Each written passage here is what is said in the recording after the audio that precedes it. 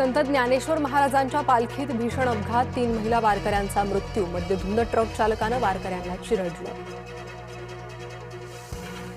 मुलुंड स्टेशनवर AC local 15 मिनिटांहून अधिक काळ बंद, प्रवाशांना श्वास घेण्यास त्रास, महिला बेशुद्ध पडल्याची माहिती। विनायक राऊतांनी अटकपूर्व जामिनासाठी अर्ज केल्याची माहिती, सून गिरिजा यांच्याकडून गंभीर आरोप, वाद प्रकरणी 23 जुलै रोजी ठाणे सत्र न्यायालयात सुनावणी। लाडकी बहीण योजनेतून 92 लाख महिलांना वगळलं, सुमारे 50 ते 55 लाख महिलांनी ई-केवायसी केली नाही, तर योजनेमुळे राज्याच्या तिजोरीवर ताण येत असल्याचाही कॅगचा अहवाल। उद्धव ठाकरे यांची आज पत्रकार परिषद, ठाकरे काय बोलणार याकडे लक्ष। भाजप कोर कमिटीची वर्षा निवासस्थानी आज बैठक, केंद्रीय सह राज्य मंत्रिमंडळातील संभाव्य विस्तारासंदर्भात चर्चेचा अंदाज। सर्वाधिक काळ मुख्यमंत्री राहिलेल्यांमध्ये देवेंद्र फडणवीस 3ऱ्या क्रमांकावर, मुख्यमंत्रीपदाच्या कार्यकाळाबाबत शरद पवारांना टाकलं मागे। मुंबईचे उपमहापौर संजय घाडींना वाहतूक कोंडीचा त्रास, मुंबई शहरात बंगला देण्याची आयुक्तांकडे पत्राद्वारे मागणी। मुंबईतील पायधुनीत सुरक्षा रक्षकाकडून अल्पवयीन मुलीवर अत्याचार, आरोपीला फाशी देण्याची संतप्त नागरिकांची मागणी।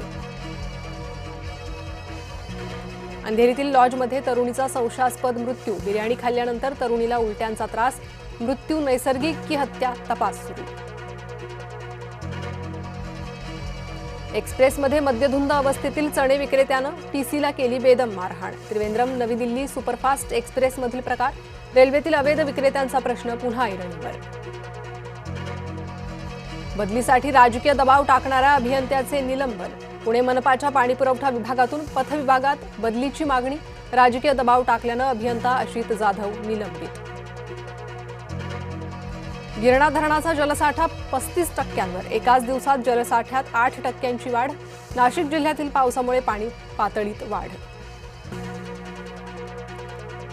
घरगुती ग्राहकाला 1 लाखांचं वीज बिल, पुण्यातील डोणजे गावात महावितरणचा ढिसाळ कारभार, छोट्याशा खोलीला 1 लाखांचं वीज बिल कसं, महावितरणकडे तक्रार।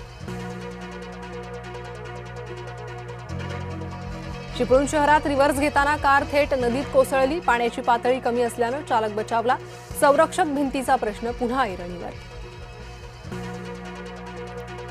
माऊलींच्या पालखी सोहळ्यात चोरट्यांचा धुमाकूळ, हडपसरमध्ये 10 महिला भाविकांचे दागिने लंपास, सीसीटीव्ही फुटेजच्या आधारे चोरांचा शोध। होर्मुझ पुन्हा बंद, जहाजावर हल्ला, 1 भारतीय बेपत्ता, 10 जणांना वाचवलं, इराणने 5 आखाती देशांवर ड्रोन डागले।